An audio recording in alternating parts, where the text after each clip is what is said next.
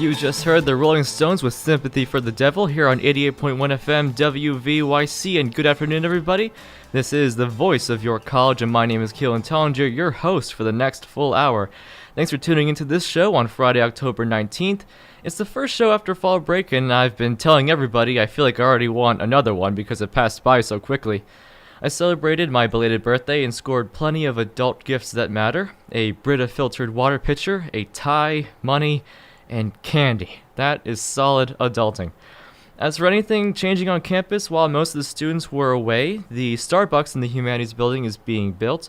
They have a giant curtain draped around the perimeter of the space that everyone used to go to as a student lounge. I think they're still trying to aim for that spring semester release. And like I might have said, I don't care too much about a store like that, but for others, and actually the reputation of the entire school, the inclusion of that type of restaurant is great news. Like, people buy from brands they know, and though the items from Starbucks are going to be a bit expensive, you almost use that portion of extra cost to buy the name, the symbol of quality the company tries to pitch you. And when, for instance, students take like a tour of the open house here, and the tour guide will say to them, "Oh, we have a Starbucks here," it's a connection. It's a sign that this school is sort of going places. With how major universities have all sorts of on-campus restaurants like Chick-fil-A's and Subways, I think particularly this Starbucks is just one step that I'd say is moving York College to becoming York University. Something to think about. Anyway, if you caught the end of the last episode, I've got a topic that I've been wanting to talk about for a while. So with any luck, this is the week where I try to stick to a theme of human and technology interaction. The internet. And also a lot of millennial television about YouTube. We'll go into the algorithmization of YouTube and how it had built an insane world of children's videos. A lecturer from a TED Talk named James Bridle breaks down how that example of technology spells trouble for the way we're deploying machines to recommend stuff to us. I saw an interesting video made by another YouTuber about the way popular music follows a formula for their music videos. I'll try to do my best to explain that. Fast food restaurants and ordering on a screen versus with a worker, another point of focus, and I'll throw in a little story about how for one man that looked at a map, that led to the divorce with his wife. Stay tuned for this packed edition of In the Studio with Keelan Tollinger, and hey, if you have to head out early, don't forget I have a YouTube channel that you can search my show's name to get all the past editions anytime you'd like. Before I start monologuing though, time to get into some music for the hour. The Temper Trap with their song Sweet Disposition, coming up next on 88.1 FM WVYC. I'll be right back. Welcome back to 88.1 FM WVYC, the voice of your college. So, my name is Keelan Tollinger, and we're going to kick off the topics today with a remark on a pretty rare occurrence on Tuesday night that broke the internet for probably millions of people. YouTube.com, what I said was millennial television, suffered a service outage for about an hour and 15 minutes for no reason. For instance, I was trying to get on the website to listen to some music, but I got an error page. At times the videos would refuse to play. On mobile phones, even the YouTube app wasn't working. Basically, their entire library of content was inaccessible, and that was a pretty big deal to some people. Major news outlets quickly released articles once YouTube issued a Twitter statement that they were experiencing issues. There wasn't much of a rhyme or reason to it. There wasn't a scheduled maintenance. It was all fine within an hour's time, like I said, but some of the reactions on social media were so swift and despairing, it was kind of like the world briefly ended. So there were one or two police departments, actually, the Philadelphia PD being one of them, that had to tweet to its followers, "Yes, YouTube is down, it's not working, please stop calling us about it." Another tweet from an Australian city police department echoed the same sentiment. Point is, YouTube is a very big deal for a lot of people. It's television, basically, where everyone is allowed to create their own network, produce their own content, and with any luck, reach millions upon millions of people. You just have to make your content interesting. Why shoot for that goal? That's because there's money and popularity to be had. Ad revenue on this internet site in particular reaches the hundreds of thousands in total, so it's an arms race to create the most riveting material. The definition of that has changed a lot over the years. So before, it was like in 2008 perhaps, some people like this funny video of someone's cat. In 2013, more dedicated producers crafted series of videos together. They made review shows and other episodic media. Today, there are full-blown production teams that can run a YouTube channel and can make very professional TV-quality content. But this story is about some of the expectations, or some of the exceptions that slip through the cracks. So, TED Talks are a series of lectures that if you've taken a college course in the past 5 years, your professors relied on some speakers, like those videos are a second alternative to YouTube. Influential people in education, technology, human resources, science, the stock market can go to these talks in certain locations. Typically, there's several hundred in the audience for these types of lectures, and they're relatively easy to view. It's all under the premise of their slogan, ideas worth sharing. James Bridle is a writer and an artist who gave a lecture in April 2018 in a Vancouver conference. It's called, and you can look this up on YouTube yourself, The Nightmare Videos of Children's YouTube and What's Wrong with the Internet Today. He introduced himself as someone who draws, for instance, the outline of a full-scale military drone and homicide tape on the sidewalks of public city squares. I suppose to get people face-to-face with the magnitude of an idea like robots that can do military strikes. He developed a neural network, a fancy piece of technology, which can potentially predict the outcomes of elections in the United Kingdom based on the weather, anticipating voter turnout. He found out how to imprison a self-driving car by drawing two circles around its wheels, one made up of a solid line and another of a broken line so that the machine assumed it was a road that it couldn't pass on any side. Across all these experiments, James Bridle states is a fascination he has for new technology and how it can affect people, how we experience it either first or secondhand. And he dove into a trend of videos, a strange section of the internet, where technology was sort of orchestrating a system where the attention spans of young children were being exploited for ad revenue. Surprise chocolate eggs are where this all begins. Candy for little kids of a hollow egg with like a plastic capsule inside, an Easter egg inside an egg, which has a small toy in it. Maybe like a plastic car and slip of stickers to decorate it with, small plastic dolls like cereal prizes. They're completely useless. It's charmed up a little by using characters from Disney and other cartoons, but that's about the extent of it. And yet James Bridle's first example was a video of a pair of hands filmed opening up dozens of these chocolate eggs and showing the toy inside, seen about 30 million times. A small 7-minute video pulling in 30 million people. And it's kids watching them, obviously. It's a small kid sitting at a restaurant table or at home with their parents' tablet, perhaps, clicking the first video they come across of their favorite cartoon series and letting the video play. I'll let you hear James explaining it a little bit better than me. These videos are like crack for little kids. There's something about like the repetition, the constant little dopamine hit of the reveal that completely hooks them in. And little kids watch these videos over and over and over again, and they do it for hours and hours and hours. And if you try and take the screen away from them, they'll scream and scream and scream.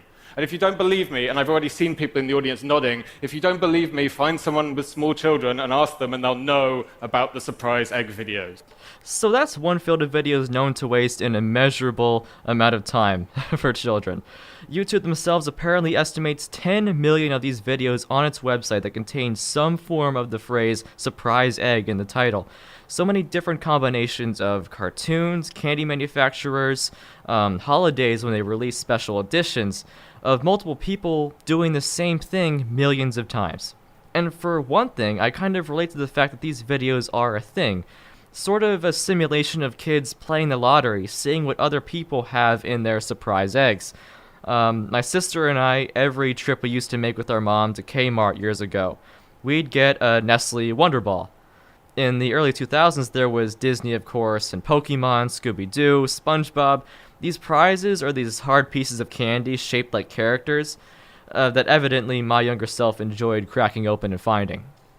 Then we get even into like weirder territory with the Finger Family song.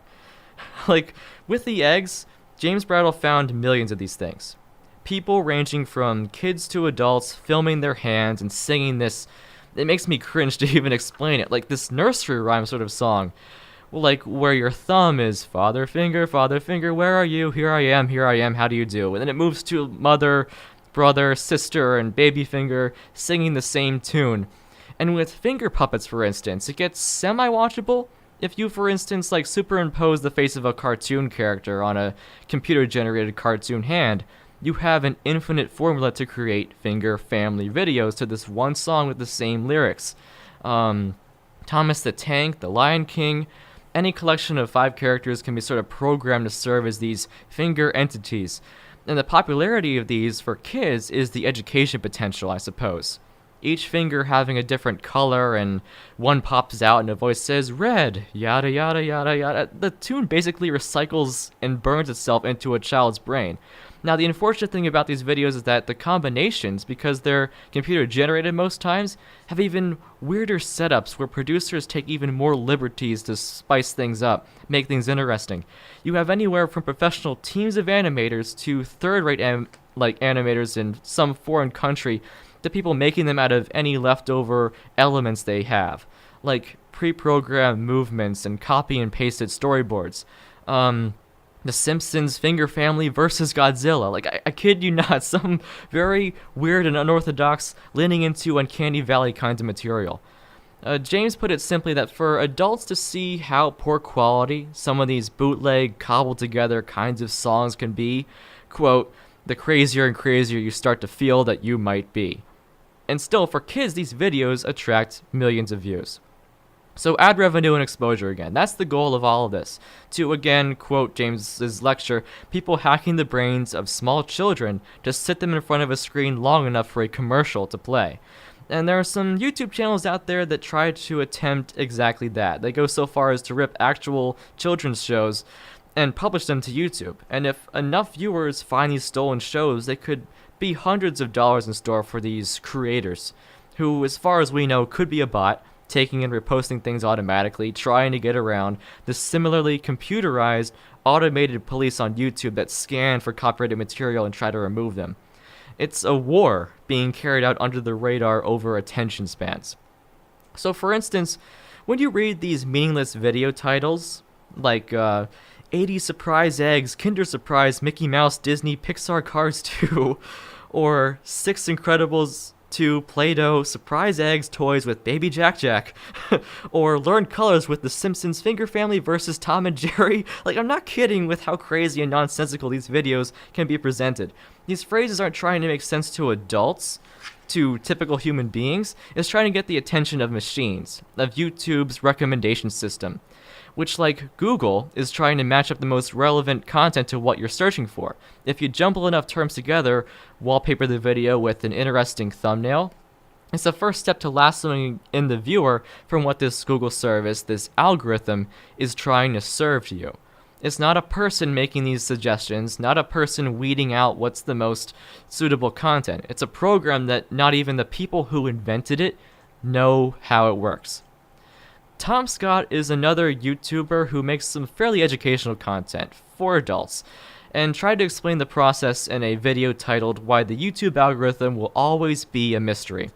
He covers an article in a journal written by Google and YouTube engineers about their machine learning system, this program they run to suggest videos, but they can't tell exactly what this algorithm values, what qualities rise to the top, what quality even is. Here's how Tom explains it. So YouTube started out, according to the paper, giving their algorithm the reasonable goal of increase watch time. But that has a few problems, because there's no way for a computer to determine quality or truth, at least not yet. The system doesn't understand context. It can't tell the difference between actual reliable information and unhinged paranoid conspiracy clickbait. Although, admittedly, neither can a lot of people, which is why these videos are getting a lot of traction. And it can't tell the difference between videos that are suitable for children, made with education in mind, and creepy, trademark infringing, unofficial efforts. It just knows what kids click on and what they watch. And what he hinted at there with creepy children's content is most definitely true. James Bridle found precisely that as well. The second and third rate animators I mentioned, the people who aren't really making quality content, who are putting their own spin on educational material, they break the rules a little bit. They take even more liberties, putting out even stranger things than The Simpsons versus Godzilla. Weird and random and silly things that actually kind of have disturbing contexts in the eyes of us as adults. I'll let you hear James's take on it. This is where all those deeply weird keywords come home to roost. You crossbreed the Finger Family video with some live-action superhero stuff. You add in some like weird trollish in-jokes or something, and suddenly you come to a very weird place indeed. The stuff that tends to upset parents is the stuff that has kind of violent or sexual content, right? Children's cartoons getting assaulted, getting killed, weird pranks that actually genuinely terrify children. What you have is software pulling in all of these different influences to automatically generate kids' worst nightmares. This odd trend wraps around to a phenomenon that took hold of YouTube in 2017 called Elsagate. That's one of the characters from the Disney movie Frozen, and the suffix for conspiracy and scandals combined into one slang term.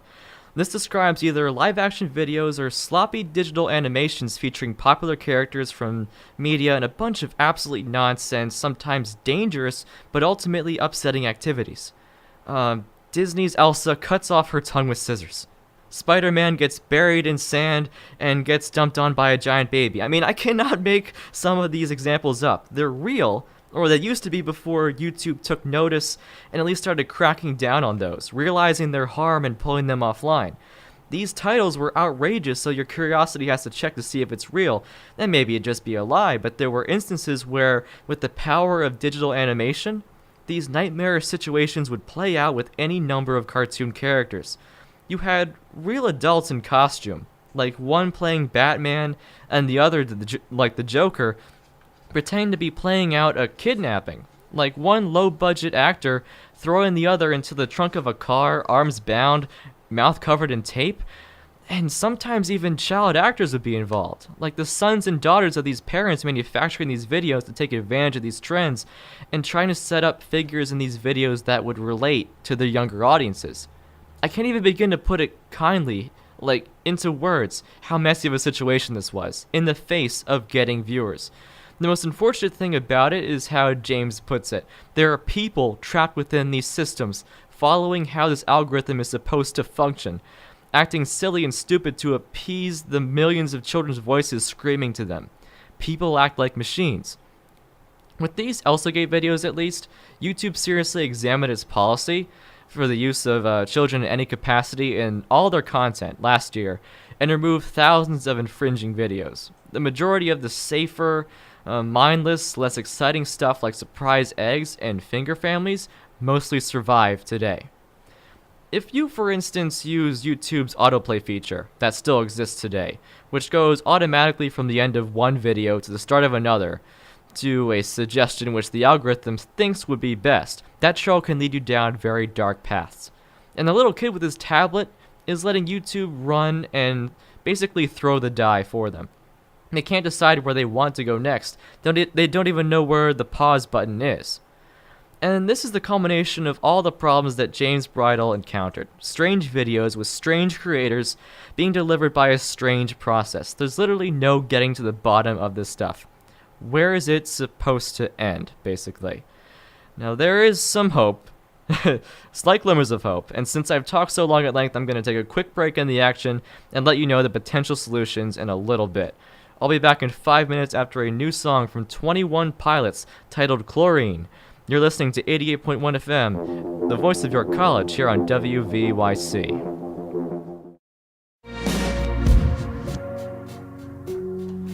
Welcome back to 88.1 FM, WVYC, the voice of your college. That was 21 Pilots with Chlorine. And we're about at the midpoint of the hour. I mean, I know I skipped the first weather check because the first topic was so long, but I'm going to take care of the weather check now and let you know how things are outside at your College of Pennsylvania. Then the PSA of the hour, we're going to take care of that too. So we're still in the middle of things regarding this YouTube problem of children's programming that effectively hijacks the mind, creators abusing that suggestion algorithm to drive ad revenue, and some of the darker corners of the whole process where the origins of who and why aren't clear. How we clean up these issues is a whole different story, but James Bridle suggests that we can learn lessons from this particular failure of technology, of machine learning, of removing the human element. Obviously, we can't change the whole system of how YouTube video uploads occur. You can't sit thousands of employees in front of monitors for all hours shifting through the thousands of videos that get posted to the site every minute. And, you get into the whole issue of being a publisher, like the editor board to a magazine, if you add a human gatekeeper. Viewers are encouraged to report objectionable material afterwards, though. Sort of like the police. YouTube understands it has a large young viewer base and has formed YouTube Kids recently to filter in only family-friendly content that they approve. That's a step in the right direction to me, but that's also subjecting worker drones to mind-melting children's content who in some cases might need therapy afterwards. Beyond just YouTube, I think it's the way that James worries how we're building the entire world algorithmically. That is the biggest takeaway from this affair. When we let machines make the rules, it factors in what might be the worst behavior in people, like adults rolling around in diapers. And it still rules these sorts of circumstances as things we could or should be following along with. When software companies talk about putting machine learning, artificial intelligence, predictive technologies into everyday life like the stock market, credit reports, police department systems, law sentencing guidelines, I agree with James's concerns that this makes us susceptible to dragging up our hidden biases, our proneness to error, our tendency to censor. Human history falls into these sorts of problems already when we look at all the groups that have been marginalized and pushed aside. In the future, we can't shift the blame to technology or a machine doing the bad things. Because after all, humans are engineering and building these systems in the first place. With more technology deciding how these systems should function, that's putting a lot of power in a small group of hands. With little kids, for instance, being accustomed to following the will of the YouTube suggestions in their younger years, I think it inadvertently teaches them a lack of agency and decision making, to just accept what the computer thinks is best. Again, this is more than just YouTube, it's the way future generations are going to approach problems, face our human capacity to make mistakes.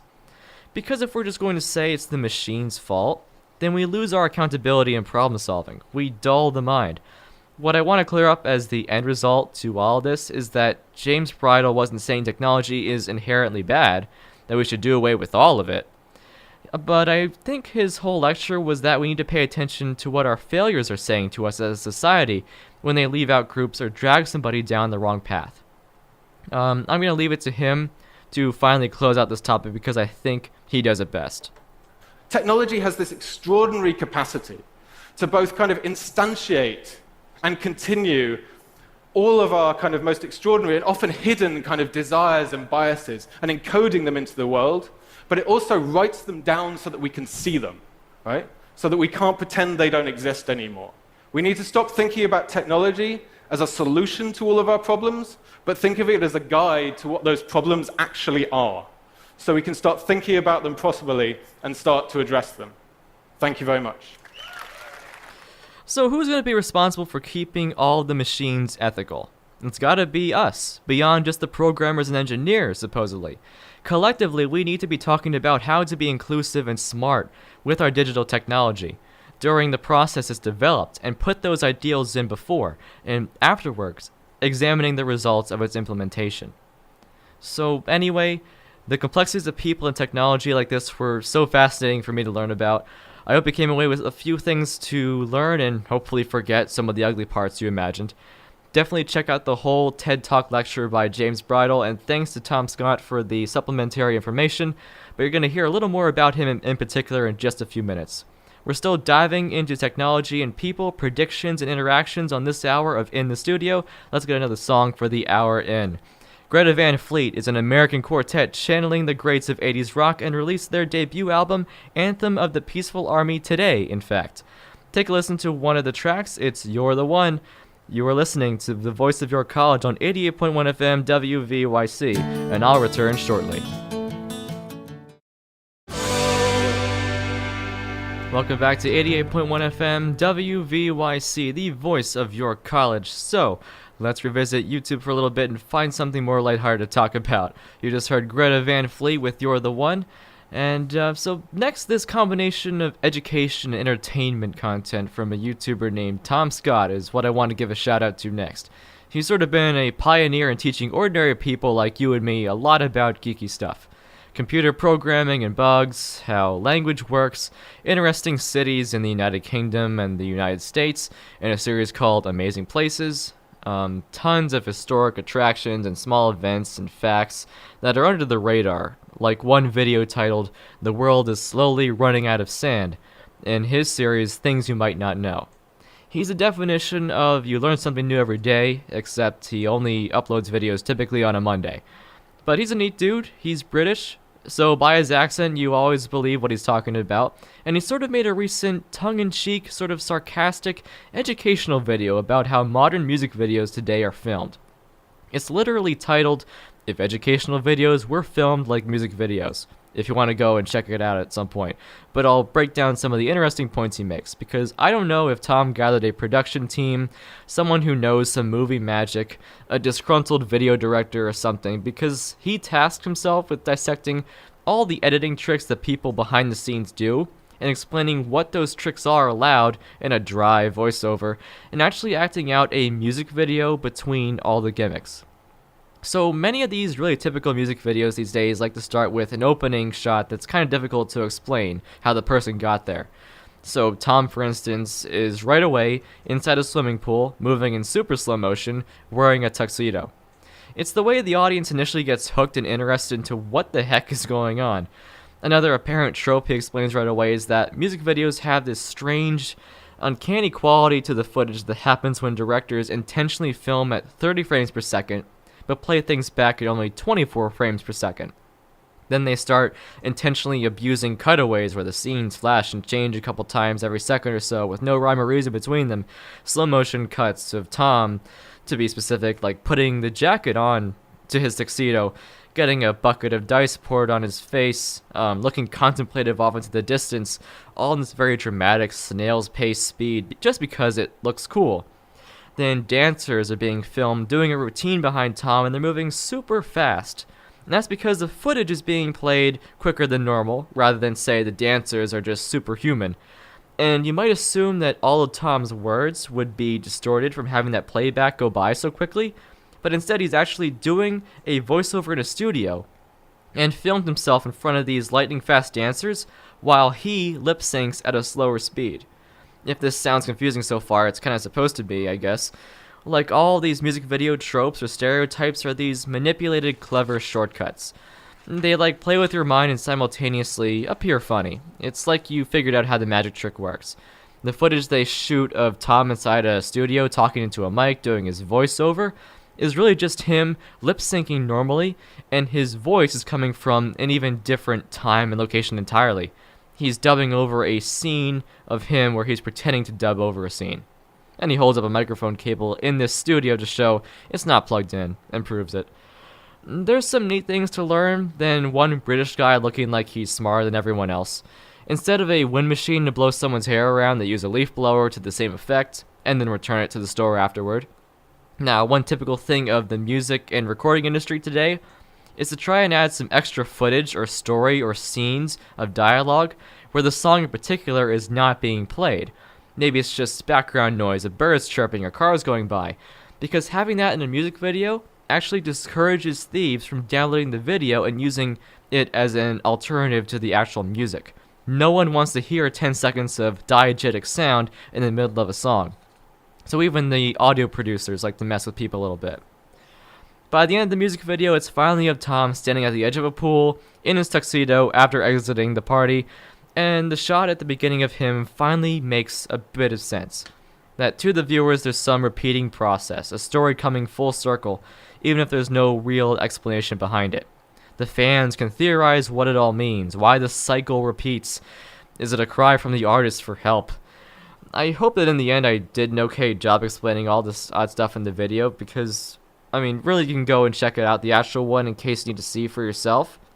Because it really was a visual focused demonstration or spectacle to have all these moving parts taking place with editing magic and a guy explaining it all, why it's happening, quicker and more literally than me.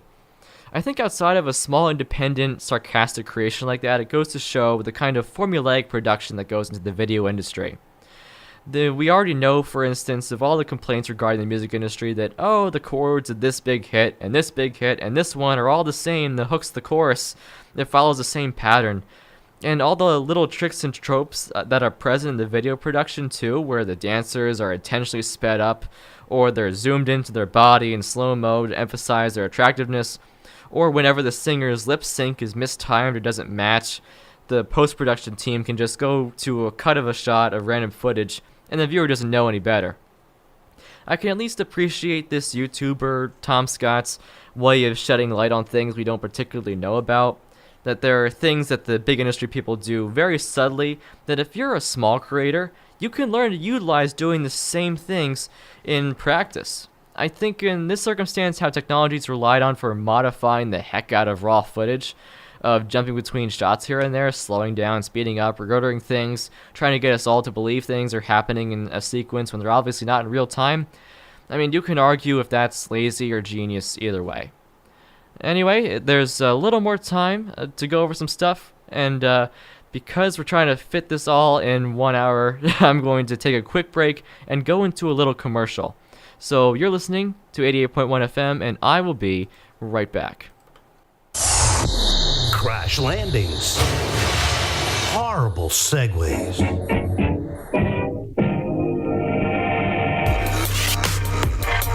Nonsensical breaks. College radio.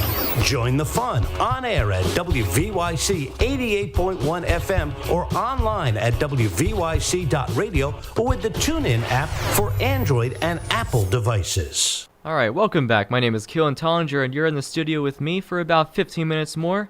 I'm going to get into a quick segment about the remodeling process of a lot of fast food restaurants these days. It sounds a little boring, but for instance, the Wendy's back in my home area of Mountaintop, Pennsylvania closed for a few weeks while I was away at college and modernized their look. I think the McDonald's in York during the summer revamped its appearance as well. Pretty soon, or now, I haven't checked, but the Wendy's next door to that restaurant will close its doors briefly and also remodel. The Taco Bell and Pizza Hut across the intersection on Queen Street not only shut its doors, it got entirely demolished. There's changes happening across the spectrum of the restaurant industry, and the driving factor, I think, as far as two of the big three chains go, McDonald's and Wendy's that is the standpoint of convenience. Just to put some things in perspective, I think McDonald's was one of the first restaurants to partner with Uber Eats, a subdivision of the car ride-sharing company that'll actually send somebody out to pick up an order from a restaurant for you and drive it to your place for the price of the food and about a $5 fee. It's a bit of a bad deal if you just want a $1 sandwich, but it could be nice if you want to pretend you're having food from there catered to you.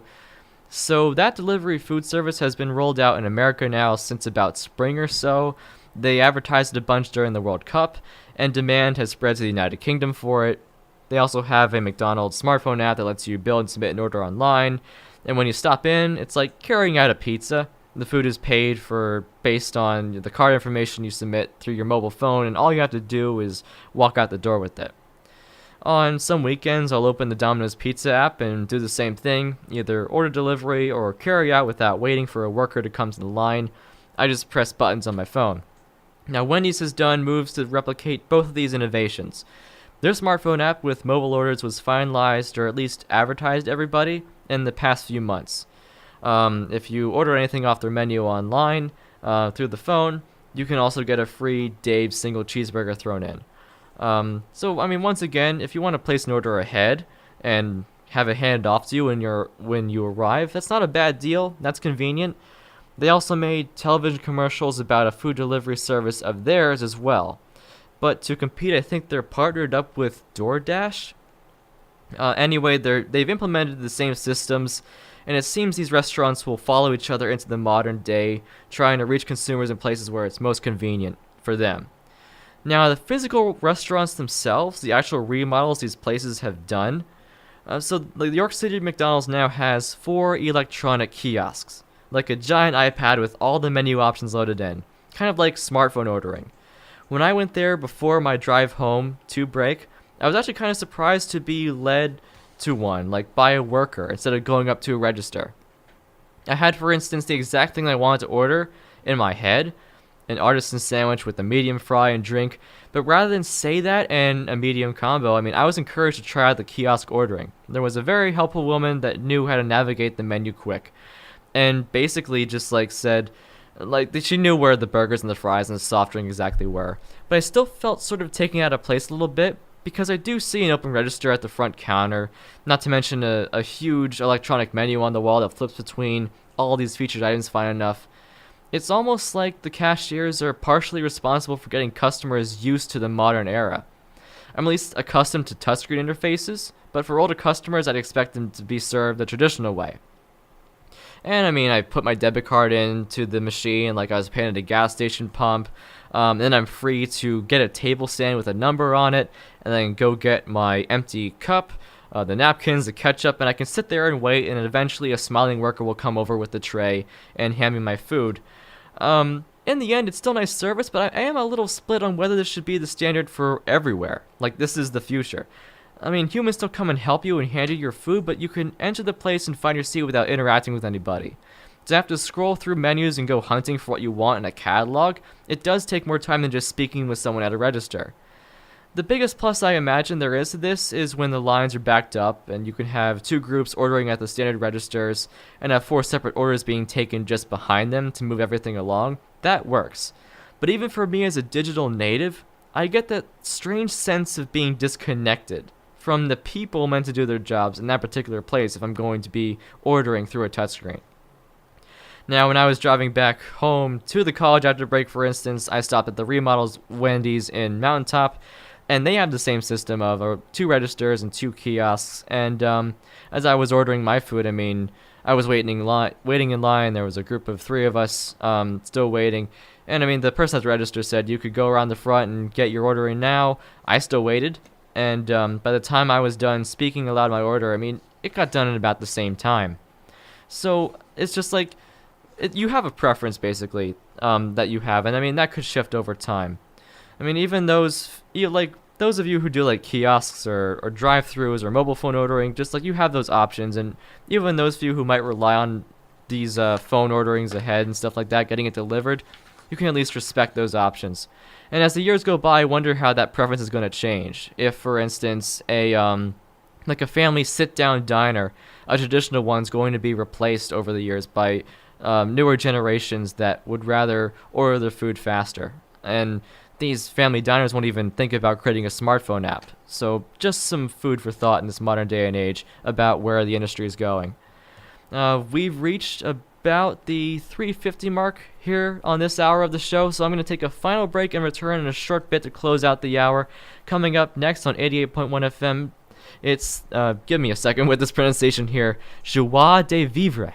I know it's a French phrase for total enjoyment of life, but joie de vivre with maybe people do change. I promise the song's in English though. I will be right back here on WVYC.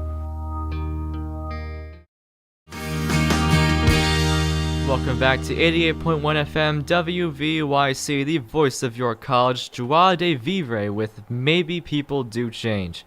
So, I've got maybe about 2 minutes or so left or so. So to finish off this afternoon of technology and people, I promised a story about how a husband and wife got divorced over a map. To make a long story short, Google Maps has a service where they've mapped out the streets at ground level thanks to cars and even people on foot that this company sends out with a bunch of cameras at different angles and snap photographs every few seconds. What you get out of that is a 3-dimensional view of an entire landscape to help you navigate. You can find the Golden Gate Bridge on Google Maps, for instance, and zoom all the way in and get an actual view from what it looks like outside the window of a car and drive along that stretch of road. I use it personally for finding where I might need to turn to get into a place I've never been before. Anyway, a man was trying to plan out where he'd take his wife on vacation and chose the city of Barranco, Peru, just to get an idea of how to get to this landmark, the Bridge of Sighs. And oh man, was that name appropriate, when off the side of the street view is this clear photograph of a couple on a bench. The woman with a physique and an outfit that this one man thought he recognized. Except there was another guy lying on his back on this bench with the woman apparently stroking his hair. Now, if you're worried about this whole love triangle's identities being breached, for every photograph that Google Maps takes, they blur out the faces. I think the license plate of every car taken on the road too, so there's no physical recognition of individual people. The article from People magazine doesn't even give their names. The photos themselves were taken during 2013. But just to be sure, this husband confronted his wife about the photo and she admitted to having an affair. This roadmap application led to a complete divorce. And yeah, it's unfortunate, but it's kind of fascinating all the same. Like, there's probably some other very weird stuff that these camera cars have captured when mapping out all of America's roadways. And there's always going to be people concerned about their privacy, especially if you don't know that Google did the same thing, I think, with satellite photographs as well, aerial pictures, to get a bird's eye view of the entire landscape. So when I search up my neighborhood back home in Google Maps, you can see my house and my whole street, the shape of the buildings, and what's in our backyards. If I was swimming in the pool at the time years ago when these photos were taken of that region, I'd probably be a dot inside of there. I mean, it'd never be close enough to capture anything physical about me, but the sweeping gaze of mapping technology remains the same. I think we'll keep running into issues like these, stories like these, a lot more into the future, possibly for another show. But for now, that wraps up a long day in the studio for this week. I'll return again Friday the 26th. Remember, if you'd like to revisit this episode or any past edition of the show, go to youtube.com and search In the Studio with Keelan Tollinger, and there will be a channel with an archive of all my monologues for your re-listening needs. Thanks for tuning in this afternoon, everybody, and we will leave off with Nirvana, About a Girl, here on the Voice of Your College. Take care and have a great weekend.